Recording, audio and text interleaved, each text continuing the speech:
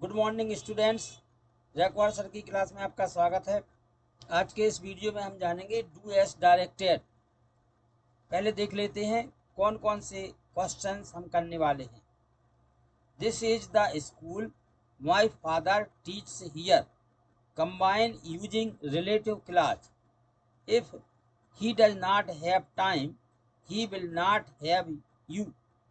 Use unless in place of if. He was awarded a prize. Change the voice. His father goes to his office by car. Make question with where. Ram said to her, I know you and your father. Change the narration. The sun rises in the east. Add question tag. इन सभी क्वेश्चनों को हम एक एक करके देखते हैं। आइए video शुरू करते हैं। Question 1, this is the school, यह स्कूल है। माई फादर टीच हियर, मेरे पिता यहाँ पढ़ाते हैं। कंबाइन यूजिंग रिलेटिव क्लॉज, इसका आंसर है this is the school here my father teach. अब ध्यान देंगे दोनों वाक्यों को हमने रिलेटिव क्लॉज से कंबाइन किया है, तो कैसे करते हैं इसको समझिए। दिस इज द स्कूल, यह वाक्य स्कूल के बारे में है। माई फादर टीच हियर, मेरे पिता यहाँ पढ़ाते हैं। ये वाला वाक्य भी स्कूल के लिए ही है, अर्थात दोनों सेंटेंस स्कूल के बारे में जानकारी दे रहे हैं। दोनों को हमें मिलाना है और रिलेटिव क्लॉज बना देना है। तो पहला जो सेंटेंस है वो स्कूल के बारे में है, दूसरा भी है। तो हम क्या करेंगे, पहले सेंटेंस में स्कूल के बाद दूसरे सेंटेंस को रख देंगे, कोई भी एक रिलेटिव प्रोनाउन लगा के। अब देखो, इसमें पहले वाक्य में है स्कूल और दूसरे वाक्य में है हियर। इसका मतलब है दोनों वाक्यों में इस प्लेस के बारे में चर्चा है। किसके बारे में चर्चा है? प्लेस। तो प्लेस के लिए जो रिलेटिव क्लॉज में प्रोनाउन है वो है वेयर। प्लेस के लिए क्या है? वेयर। तो इस प्रकार से बनाया है दिस इज द स्कूल, फिर स्कूल के बाद में स्कूल के बारे में दूसरा है वाक्य, इसलिए स्कूल के बाद में आ गया है वेयर। फिर दूसरा वाक्य लिख दिया माई फादर टीच। हियर को क्यों काट दिया? क्योंकि ये स्कूल के ही लिए ही था, इसलिए इसको कट गया। तो this is the school here my father teach. ये दोनों वाक्य को कंबाइन कर दिया है रिलेटिव क्लॉज से, तो इसमें रिलेटिव क्लॉज है here my father teach. Second देखते हैं, if he does not have time, यदि उसके पास समय नहीं है। ही विल नॉट हैव यू, वह है तुम्हें, ही will not have you.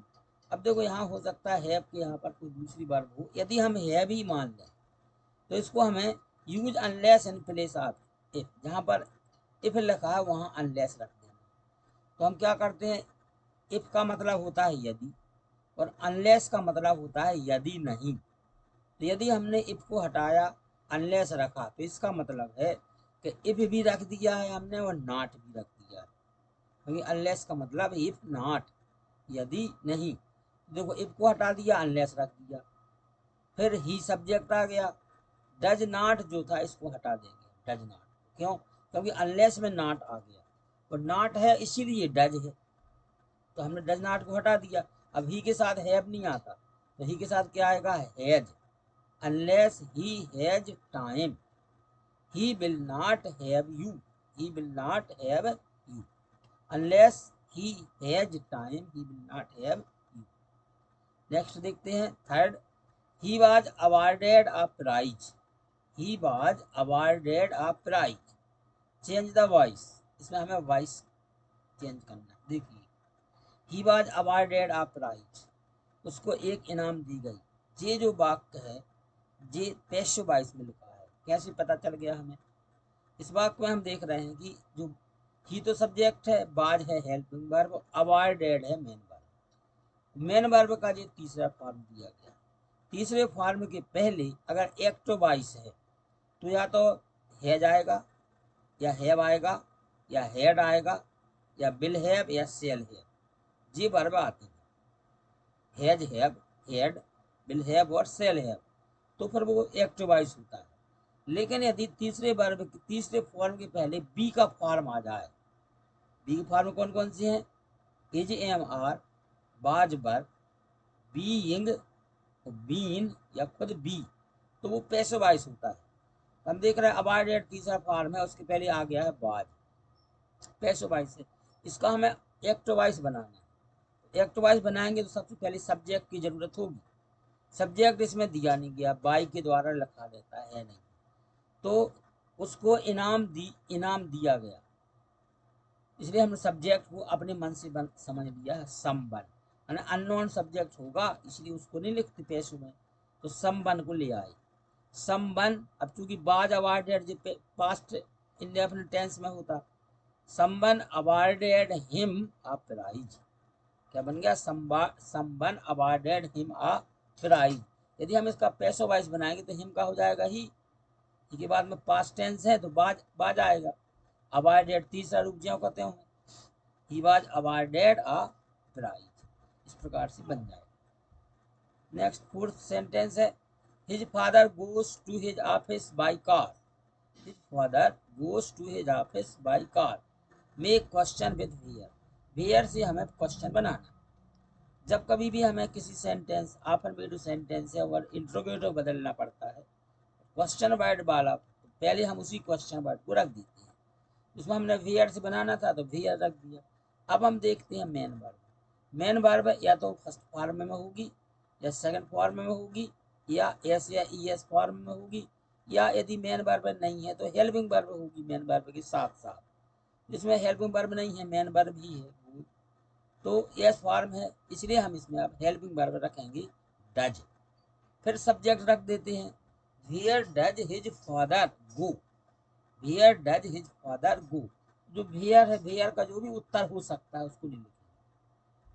Where does his father go, जी बन गया है क्वेश्चन इसका। His father goes to his office by car, उसके पिता ऑफिस कार से जाते हैं। Where does his father go by car वो लिख देते, उसके पिता कार से कहाँ जाते हैं। क्वेश्चन नंबर 5 है, राम सेड टू हर। राम ने उससे कहा, I know you and your father. Change the narration, narration बदलना है। आंसर है, Ram told her that he knows, जो लिखा है, क्योंकि यहाँ सेड है तो न्यू होना था, यहाँ गलत लिखा है, नोस नहीं, he knew her and her father. He, I know you, you जो है जिस सेकंड पर्सन उसका हो जाएगा her, and your father, your भी है सेकंड पर्सन, इसका भी हो जाएगा her. Ram said to her, Ram said to का हो जाएगा told. Ram told her, comma inverted comma को हटा करके लिख देंगे that. Ram told her that, I first person है, सब्जेक्ट में बदल जाएगा, आई का हो जाएगा ही। नो है ना, उसका हो जाएगा न्यू। यू हर में बदलेगा हर, एंड योर फादर, ये भी हर में बदल जाएगा। Ram said to her, I know you and your father. Answer, Ram told her that he knew her and her father. 6, the sun rises in the east, add question tag, इसमें question tag जोड़ना। The sun rises in the east, the sun rises in the east, काम आ गया doesn't it. इसमें जो verb है rises s form में, doesn't, sun के लिए हमने लिख दिया it, doesn't it. The sun rises in the east, answer में क्वेश्चन टैग हो गई डजंट इट। 7th है, he does not like tea, he does not like coffee. Combine using neither not, इनको हमें नाइदर नॉट से मिलाना है। हम देख रहे हैं फर्स्ट सेंटेंस है नेगेटिव, सेकंड सेंटेंस भी नेगेटिव। जब दोनों सेंटेंस नेगेटिव हो तो उनको हम नाइदर नॉट से जोड़ सकते हैं। ही डज नॉट लाइक, तो दोनों में डज नॉट हटा करके लाइक तक एक सा है, इसलिए ही लाइक्स, डज नॉट हटेगा तो यस लग जाएगा वर्ब में। He likes neither T nor coffee, क्योंकि हमें ऑप्शन है टी और coffee. He likes neither T nor coffee. तो ये थे कुछ सेंटेंस डू एस डायरेक्टेड को, उनको हमने यहाँ पर बड़े ही विस्तार से एक्सप्लेनेशन करके बताया है। आशा है आपको समझ में आ गया होगा। इसी प्रकार की और भी सेंटेंस का आप प्रैक्टिस कर सकते हैं, सीख सकते हैं। वीडियो देखने के लिए बहुत बहुत धन्यवाद।